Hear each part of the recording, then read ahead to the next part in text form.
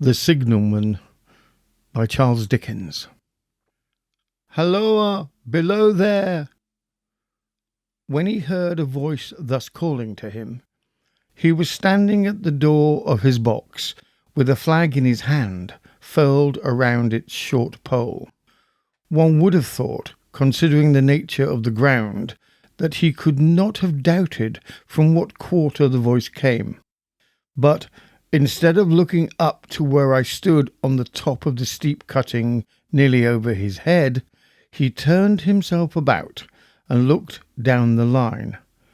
There was something remarkable in his manner of doing so, though I could not have said for my life what.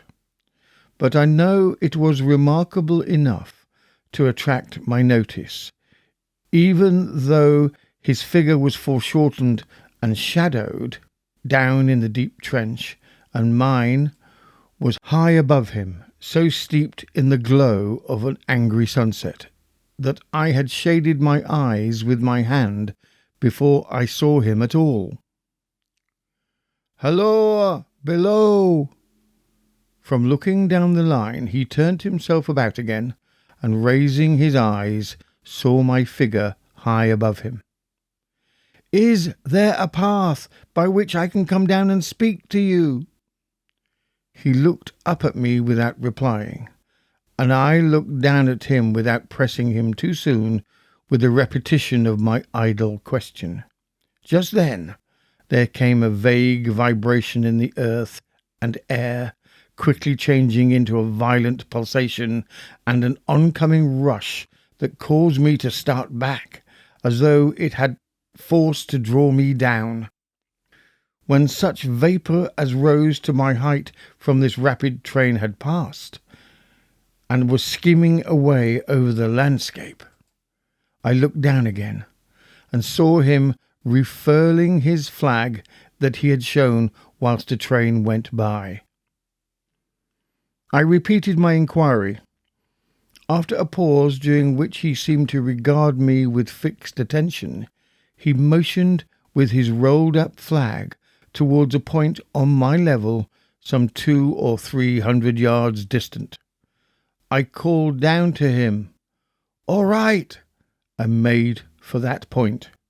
There, by dint of looking closely about me, I found a rough zigzag descending path notched out, which I followed. The cutting was extremely deep and unusual precipitate. It was made through a clammy stone that became oozier and wetter as I went down. For these reasons I found the way long enough to give me time to recall a singular air of reluctance or compulsion with which he had pointed out the path. When I came down low enough upon the zigzag descent to see him again, I saw that he was standing between the rails on the way by which the train had lately passed, in an attitude as if he were waiting for me to appear. He had his left hand at his chin, and that left elbow rested on his right hand, crossed over his breast. His attitude was one of such expectation and watchfulness that I stopped a moment, wondering at it. I resumed my downward way, and stepping out upon the level of the railroad and drawing near to him, saw that he was a dark, sallow man with a dark beard and rather heavy eyebrows. His post was in as solitary and dismal a place as ever I saw. On either side, a dripping wet wall of jagged stone, excluding all view but a strip of sky, the perspective one way only a crooked prolongation of this great dungeon, the shorter perspective in the other direction terminating in a gloomy red light, and the gloomier entrance to a black tunnel, in whose massive architecture there was a barbarous, depressing and forbidding air. So little sunlight ever found its way to this spot that it had an earthy, deadly smell. and so much cold wind rushed through it that it struck chill to me, as if I had left the natural world. Before he stirred, I was near enough to have touched him. Not even then removing his eyes from mine, he stepped back one step and lifted his hand. "This was a lonesome post to occupy," I said, "and it had riveted my attention when I looked down from up yonder. A visitor was rarity, I should suppose. Not an unwelcome rarity, I hoped. In me he merely saw a man who had been shut up within narrow limits all his life, and who, being at last set free, had a newly awakened interest in these great works. To such purpose I spoke to him, but I am far from sure of the terms I used, for, besides that I am not happy in opening any conversation, there was something in the man that daunted me. He directed a most curious look towards the red light near the tunnel's mouth, and looked all about it, as if something were missing from it, and then looked at me.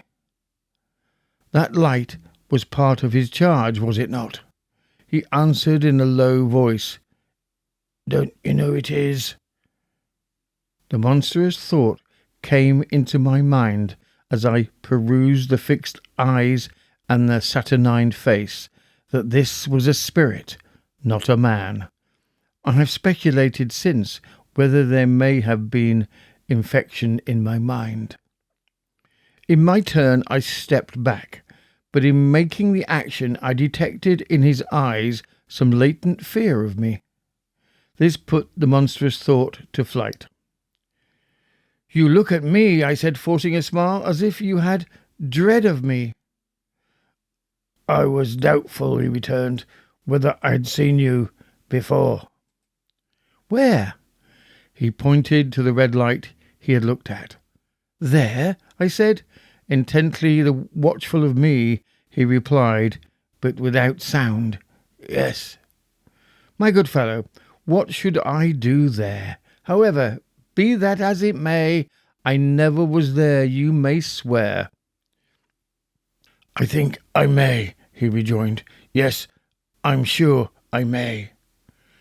His manner cleared like my own. He replied to my remarks with readiness and in well-chosen words. Had he much to do there? Yes, that was to say, he had enough responsibility to bear, but exactness and watchfulness were what was required of him. Of actual work, manual labour, he had next to none. To change the signal, to trim those lights, and turn this iron handle now and then, was all he had to do under that head. Regarding those many long and lonely hours of which I seemed to make so much, he could only say that the routine of his life had shaped itself into that form, and he had grown used to it. He had taught himself a language down here, if only to know it by sight, and to have formed his own crude ideas of its pronunciation. It could be called learning. He had also worked at fractions and decimals and tried a little algebra, but he was, and had been as a boy, a poor hand at figures. Was it necessary for him, when on duty, always to remain in that channel of damp air? And could he never rise from into the sunshine from between those high stone walls? Why, that depended upon times and circumstances. Under some conditions they would be less upon the line than others, and the same held good as to certain hours of the day and night. In bright weather he did choose occasions for getting a little above these lower shadows, but, being at all times liable to be called by his electric bell, and at such times listening for it with redoubled anxiety, the relief was less than I would suppose. He took me into his box, where there was a fire, a desk for an official book in which he had to make certain entries, a telegraphic instrument with its dial face and needles, and the little bell of which he had spoken. On my trusting that he would excuse the remark that he had been well educated, and I hoped I might say without offence, perhaps educated above that station, he observed that instances of slight incongruity in such wise would rarely be found wanting among larger bodies of men, that he had heard it was so in workhouses, in the police force, and even in that last desperate resource, the army, and that he knew it was so, more or less, in any great railway staff. He had been, when young, if I could believe it sitting in that hut, he scarcely could, a student of natural philosophy, and had attended lectures, but he had run wild, misused his opportunities, gone down, and never risen again. He had no complaint to offer about that. He had made his bed, and he lay upon it. It was far too late to make another. All that I have here condensed he said in a quiet manner, with his grave dark regards divided between me and the fire. He threw in the word "sir" from time to time, and especially when he referred to his youth, as though to request me to understand that he claimed to be nothing but what I found him. He was several times interrupted by the little bell, and had to read off messages and send replies. Once he had to stand without the door and display a flag as a train passed, and make some verbal communication to the driver. In the discharge of his duties, I observed him to be remarkably exact and vigilant, breaking off his discourse at a syllable and remaining silent until what he had to do was done. In a word, I should have set this man down as one of the safest of men to be employed in that capacity, but for the circumstance that while he was speaking to me, he twice broke off with a fallen colour, turned his face towards the little bell when it did not ring, opened the door of the hut, which was kept shut to exclude the unhealthy damp, and looked out towards the red light near the mouth of the tunnel. On both of those occasions he came back to the fire with the inexplicable air upon him which I had remarked without being able to define when we were so far asunder. Said I, when I rose to leave him, "You almost make me think that I have met with a contented man." I am afraid I must acknowledge I said it to lead him on. "I believe I used to be so," he rejoined, in the low voice in which he had first spoken. "But I am troubled, sir. I am troubled." He would have recalled the words if he could. He had said them, however, and I took them up quickly. "With what?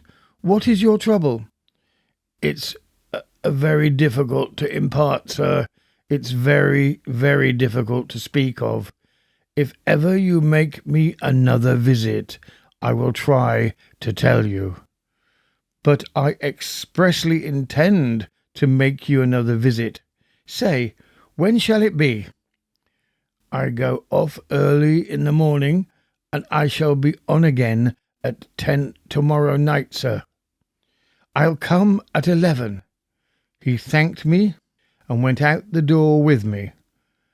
"I'll show my white light, sir," he said, in his peculiar low voice, "till you have found the way up. When you have found it, don't call out, and when you are at the top, don't call out." His manner seemed to make the place strike colder to me, but I said no more than, "Very well. And when you come down tomorrow night, don't call out. Let me ask you a parting question. What made you cry, 'Hello, below there,' tonight?" "Heaven knows," said I. "I cried something to that effect." "Not to that effect, sir. Those were the very words. I know them well." "Admit those were the very words I had said, no doubt because I saw you below." "For no other reason?" "What other reason could I possibly have?" "You had no feeling that they were conveyed to you in any supernatural way?" "No." He wished me good night and held up his light. I walked by the side of the down line rails with a very disagreeable sensation of a train coming behind me until I found the path. It was easier to mount than to descend, and I got back to my inn without any adventure. Punctual to my appointment, I placed my foot on the first notch of the zigzag next night as the distant clocks were striking 11. He was waiting for me at the bottom with his white light on. "I have not called out," I said when we came closer. "May I speak now?" "By all means, sir." "Good night, then, and here's my hand." "Good night, sir, and here's mine." With that, we walked side by side to his box, entered it, closed the door, and sat down by the fire. "I have made up my mind, sir," he began, bending forward as soon as we were seated and speaking in a tone but a little above a whisper, "that you shall not have to ask me twice what troubles me. I took you for someone else yesterday evening, and that troubles me." "That mistake?" "No, that's someone else." "Who is it?" "I don't know." "Like me?" "I don't know. I never saw the face. The left arm is across the face, and the right arm is waved, violently waved, this way." I followed his actions with my eyes, and it was the action of an arm gesticulating with the utmost passion and vehemence, "For God's sake, clear the way." "One moonlight night," said the man, "I was sitting here when I heard a voice cry, 'Hello, below there.' I started up, looked from that door, and saw this. Someone else standing by the red light near the tunnel, waving as I just now showed you. The voice seemed hoarse with shouting, and it cried, 'Look out! Look out!' and then again, 'Hello, below there! Look out!' I caught up my lamp and turned it on red and ran towards the figure, calling, 'What's wrong? What has happened? Where?' It stood just outside the blackness of the tunnel. I advanced so close upon it that I wondered at its keeping the sleeve across its eyes. I ran right up at it and had my hand stretched out to pull the sleeve away, when it was gone." "Into the tunnel?" said I. "No. I ran on into the tunnel 500 yards. I stopped and held my lamp above my head and saw the figures of the measured distance and saw the wet stains stealing down the walls and trickling through the arch.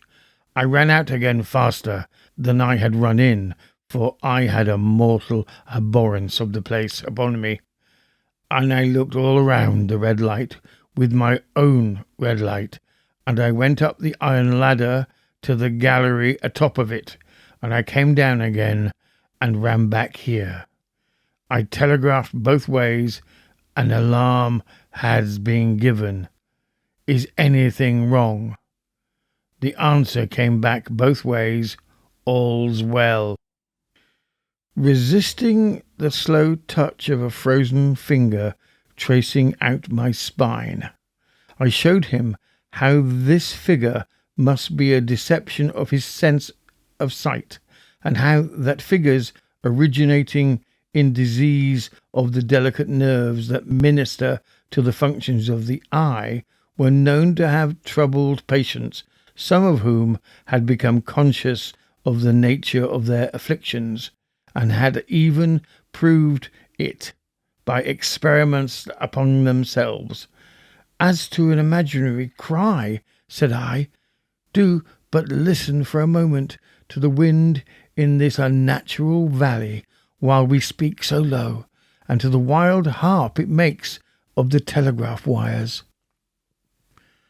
That was all very well, he returned, after we had sat listening for a while, and he ought to know something of the wind and the wires, he who so often passed long winter's nights there alone and watching.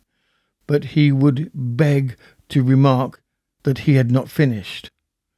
I asked his pardon, and he slowly added these words, touching my arm. Within 6 hours after the appearance, the memorable accident on this line happened, and within 10 hours the dead and wounded were brought along through the tunnel over the spot where the figure had stood. A disagreeable shudder crept over me, but I did my best against it. It was not to be denied. I rejoined that this was a remarkable coincidence, calculated deeply to impress his mind, but it was unquestionable that remarkable coincidences did continually occur, and they must have taken into account in dealing with such a subject. Though to be sure, I must admit, I added, for I thought I saw that he was going to bring the objection to bear upon me, men of common sense did not allow much for the coincidences in making the ordinary calculations of life. He again begged to remark that he had not finished. I again begged his pardon for being betrayed into interruptions. This, he said, again laying his hand upon my arm and glancing over his shoulder with hollow eyes, was just a year ago. 6 or 7 months passed, and I had recovered from the surprise and shock, when one morning, as the day was breaking, I, standing at the door, looked towards the red light and saw the spectre again. He stopped with a fixed look at me. Did it cry out? No, it was silent. Did it wave its arm? No, it leaned against the shaft of the light with both hands before the face, like this. Once more I followed his actions with my eyes. It was an action of mourning. I have seen such an attitude in stone figures on tombs. Did you go up to it? I came in and sat down, partly to collect my thoughts, partly because it had turned me faint.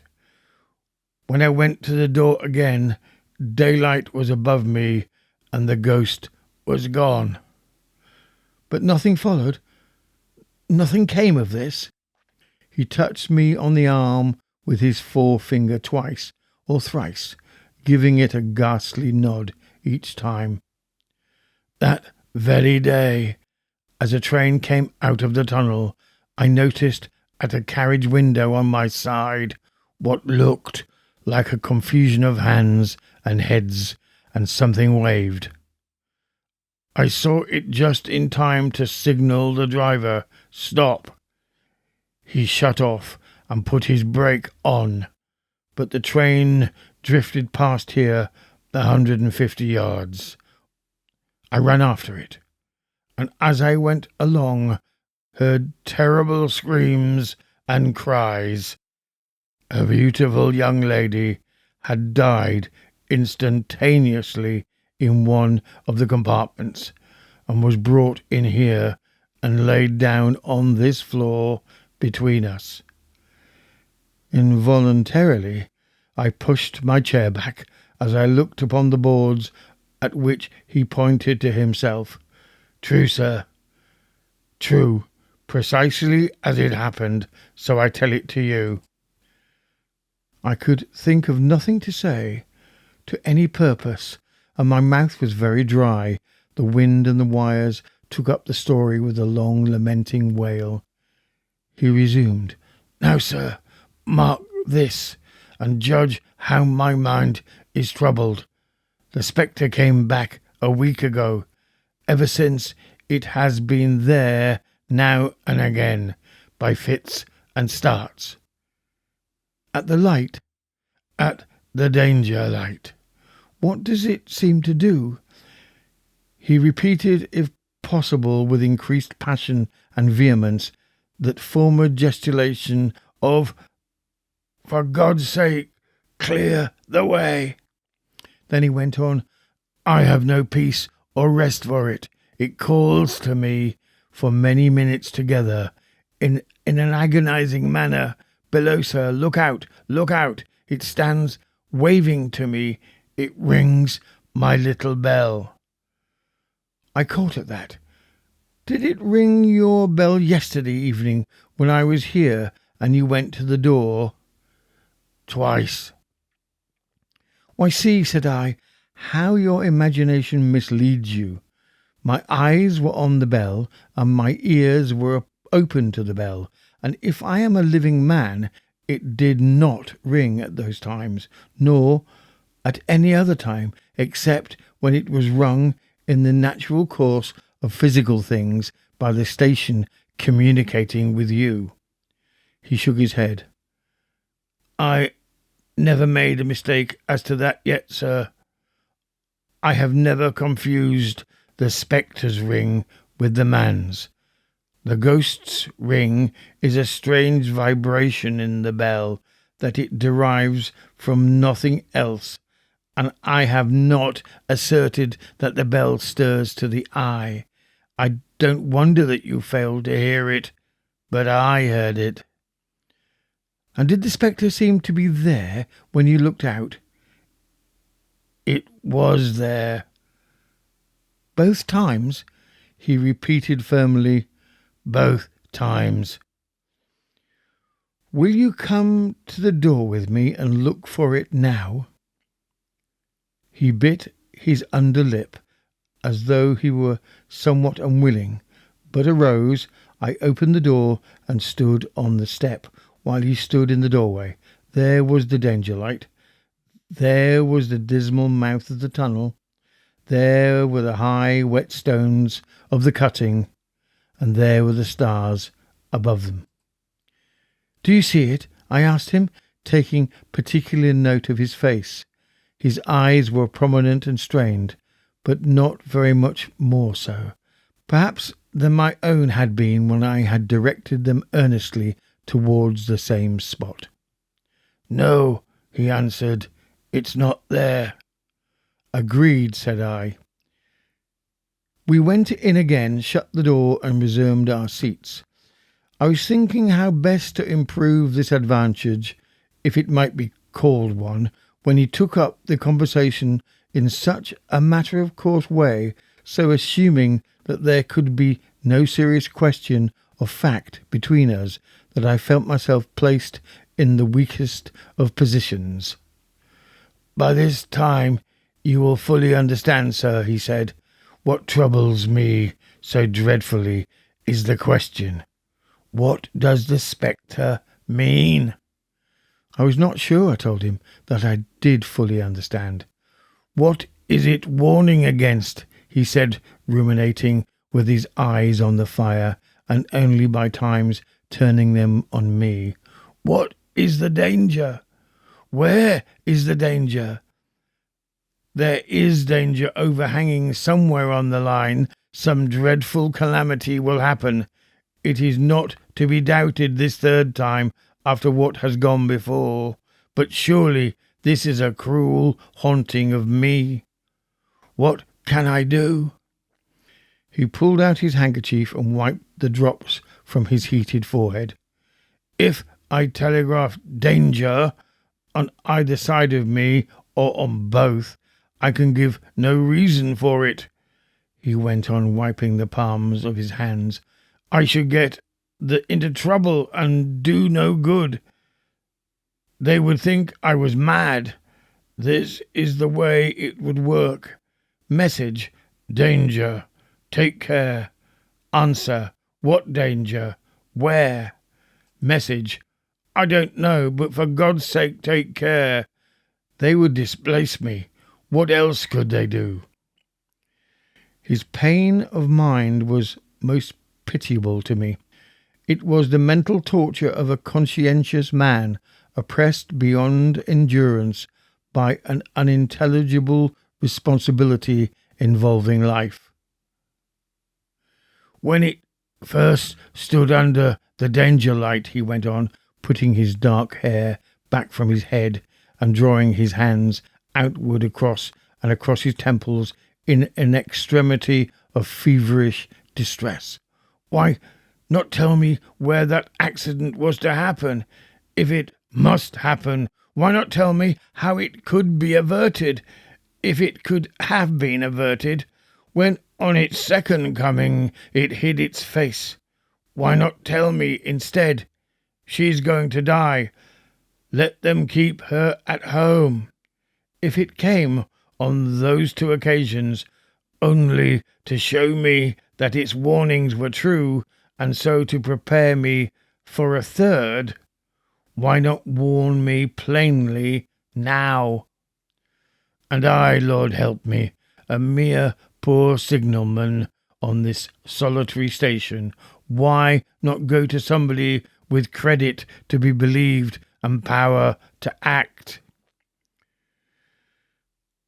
When I saw him in this state, I saw that for the poor man's sake, as well as for the public safety, what I had to do for the time was to compose his mind. Therefore, setting aside all question of reality or unreality between us, I represented to him that whoever thoroughly discharged his duties must do well, and at least it was his comfort that he understood his duty, though he did not understand these confounding appearances. In this effort I succeeded far better than in the attempt to reason him out of his conviction. He became calm. The occupations incidental to his post as the night advanced began to make larger demands on his attention, and I left him at 2 a.m. I had offered to stay through the night, but he would not hear of it. That I more than once looked back at the red light as I ascended the pathway, that I did not like the red light, and that I should have slept but poorly if my bed had been under it, I see no reason to conceal. Nor did I like the two sequences of the accident and the dead girl. I see no reason to conceal that either.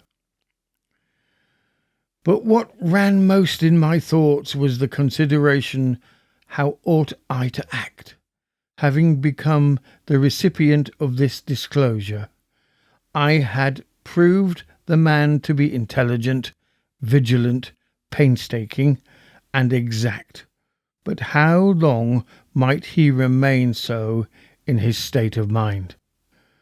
Though in a subordinated position, still he held a most important trust, and would I, for instance, like to stake my own life on the chances of his continuing to execute it with precision. Unable to overcome a feeling that there would be something treacherous in my communicating what he had told me to his superiors in the company without first being plain with myself and proposing a middle course to him, I ultimately resolved to offer to accompany him, otherwise keeping his secret for the present, to the wisest medical practitioner that we could hear of in these parts, and to take his opinion. A change in his time of duty would come round next night, he had apprised me, and he would be off an hour or two after sunrise, and on again soon after sunset. I had appointed to return accordingly. Next evening It was a lovely evening, and I walked out early to enjoy it. The sun was not yet quite down when I traversed the field path near the top of the deep cutting. I would extend my walk for an hour, I said to myself, half an hour on and half an hour back, and it would then bring me to the time to go to my signalman's box. Before pursuing my stroll, I stepped to the brink and mechanically looked down, from the point from which I had first seen him.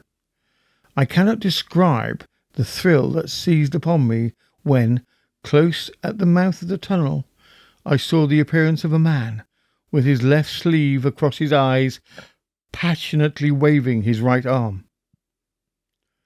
The nameless horror that oppressed me passed in a moment, for in a moment I saw that this appearance of a man was a man indeed, and that there was a little group of other men standing at a short distance to whom he seemed to be rehearsing the gesture he made.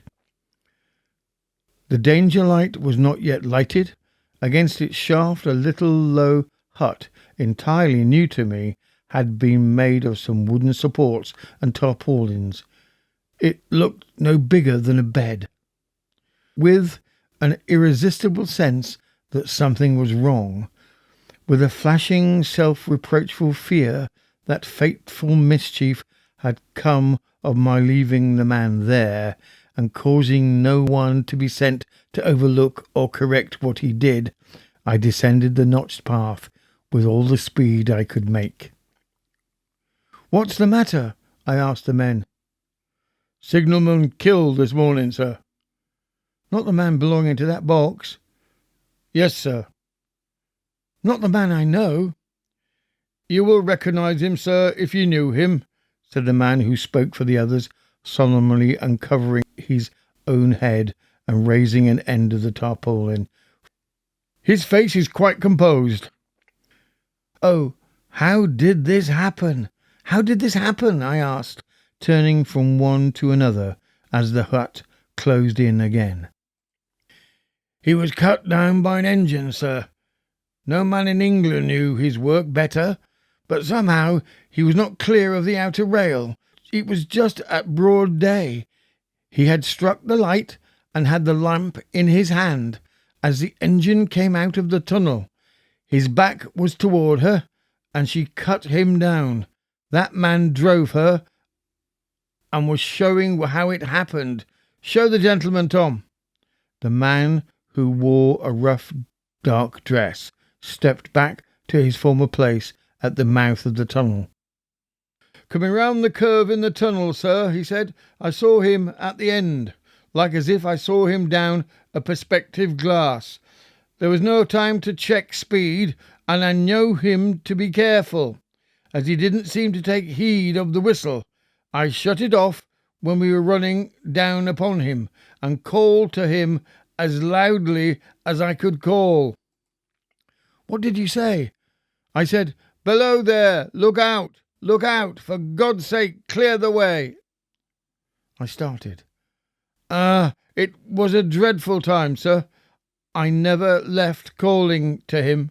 I put this arm before my eyes not to see, and I waved this arm to the last, but it was no use." Without prolonging the narrative to dwell on any one of its curious circumstances more than any other, I may, in closing, point out that the coincidence that the warning of the engine driver included not only the words which the unfortunate signalman had repeated to me as haunting him, but also the words which I myself, not he, had attached, and that only in my own mind, to the gesticulation he had imitated.